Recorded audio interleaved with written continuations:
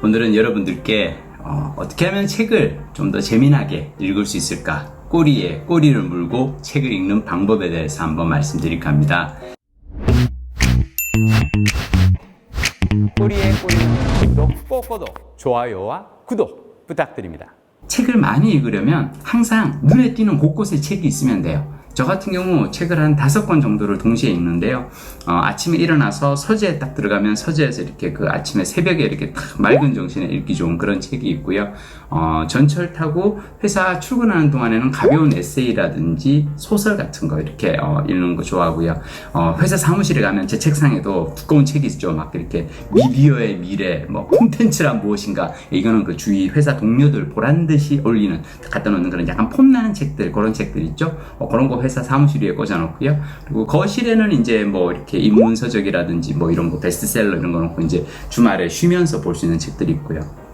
자, 중요한 거는 책을 이렇게 가는 곳곳마다, 눈에 띄는 곳곳마다 책이 있어야 책에 손이 쉽게 갑니다. 책을 항상 가깝게 할 수 있는 방법 중 좋은 방법 중 하나 뭐냐면 전자도서관을 활용하는 겁니다.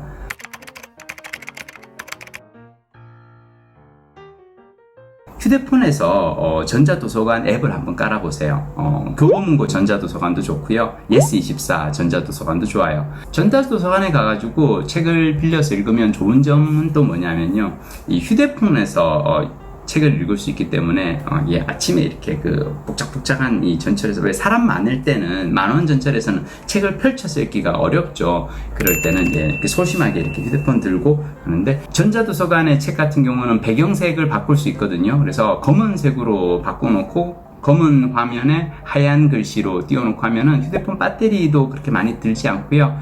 저 같은 경우 상당히 좋아합니다. 전자도서관에서 책을 빌려 읽는 요령에 대해서 하나 말씀드릴게요. 저 같은 경우 만약 이를테면 베르나르 베르베르의 새로운 신작이 나와서 막 베스트셀러 화제잖아요. 그러면 저는 베르나르의 그 최신작을 서점에 가서 사서 읽는 대신에 이전 작품을 도서관에 가서 빌려서 읽습니다. 지금 나온 책을 읽지 않고 2년 전, 3년 전에 나온 책은 전자도서관에 나와 있거든요. 베스트셀러를 읽는다. 언제 베스트셀러 읽느냐? 지금 현재 베스트셀러 읽는 게 아니라 2년 전, 3년 전에 히트한 책의 베스트셀러는 지금 전자도서관에서 무료로 대출할 수가 있어요. 그래서 저는 항상 읽고 싶은 책이 있으면 3년 뒤에 나를 위해서 선물한다는 기분으로 남겨놓기도 하고, 물론 지금 당장 사서 읽는 책들도 있고요.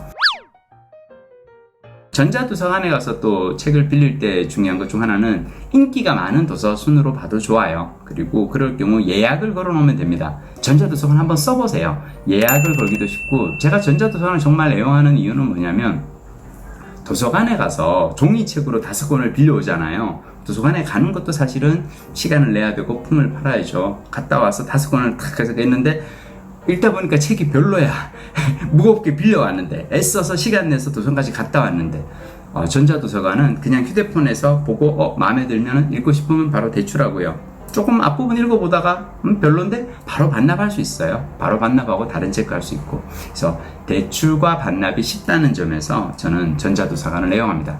저 장기 여행하는 거 좋아하거든요. 한 달씩 막 배낭여행하고 막 뭐 남미라든지 인도, 네팔 이런 데 가서 한 달씩 헤매는 걸 좋아하는데, 한 달간 제가 책을 읽는 분량은 한 달에 최소한 10권 이상을 읽거든요. 그럼 그 10권을 배낭 안에 넣어가지고 갈 수가 없지 않습니까? 그래서 제가 이제 하는 게 뭐냐면 요즘은 전자도서관을 활용을 해요. 그래서 전자도서관에서 책을 이제 가고 하는데, 그래서 제가 이제 여행 떠나기 전에 하는 건 뭐냐면 전자책 서점 있죠. 여러분 왜 요즘 사실 교보문고나 예스24 이렇게 가보면은 책을 살 때 전자책으로 같이 살 수가 있어요. 그래서 저는 종이책으로 사는 책도 있지만 때로는 전자책으로 사는 책도 있습니다. 그래서 전자책들을 좀 사서 쟁여놓습니다. 그러면 여행을 하다가 읽을 책이 떨어져도 미리 사온 전자책을 가지고, 전자책은 사실 휴대폰 안에 들어가 있기 때문에 여행 짐 쌀 때 무게가 전혀 늘지 않거든요.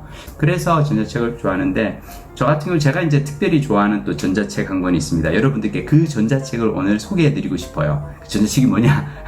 제가 공짜를 좋아하는 짠돌이지 않습니까? 공짜 이북이 있어요.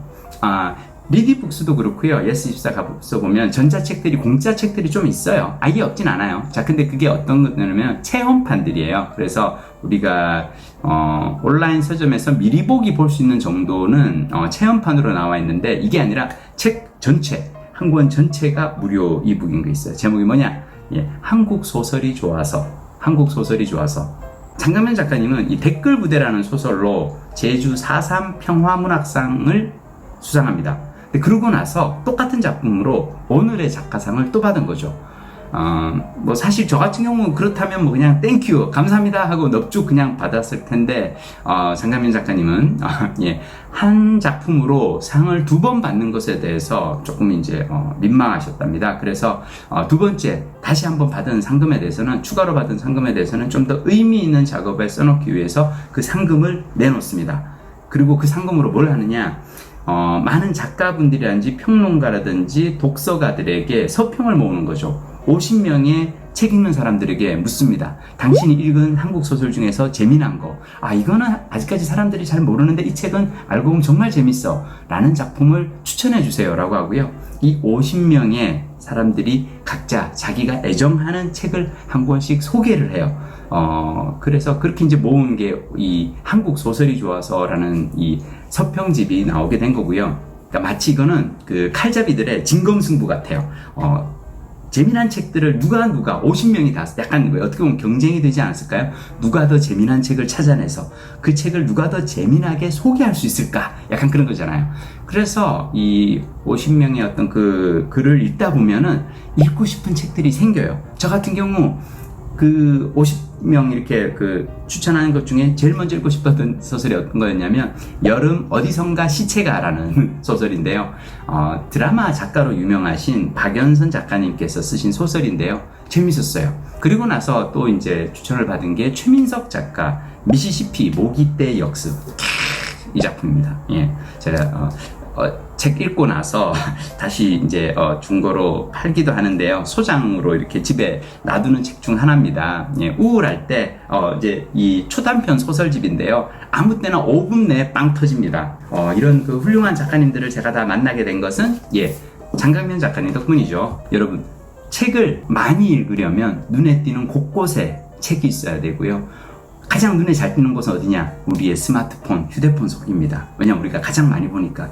휴대폰의 첫 번째 바탕화면에 전자도서관 아이콘을 갖다 놓으세요. 그리고 엄지손가락으로 가장 누르기 쉬운 그곳에 전자도서관. 그래서 전철을 타고 심심할 때 제일 먼저 하는 건 전자도서관에 클릭하고 들어가서 재미난 책을 읽었으면 좋겠고요. 전자책과 친해지는 방법 중 하나, 무료 전자책인 장강명 작가가 기획한 한국 소설이 좋아서를 읽으시고 그 속에 있는 숱한 재미난 한국 소설의 세계로 푹 빠지셨으면 좋겠습니다. 꼬리에 꼬리를 무는 구독, 오늘 여기까지 하겠습니다. 고맙습니다.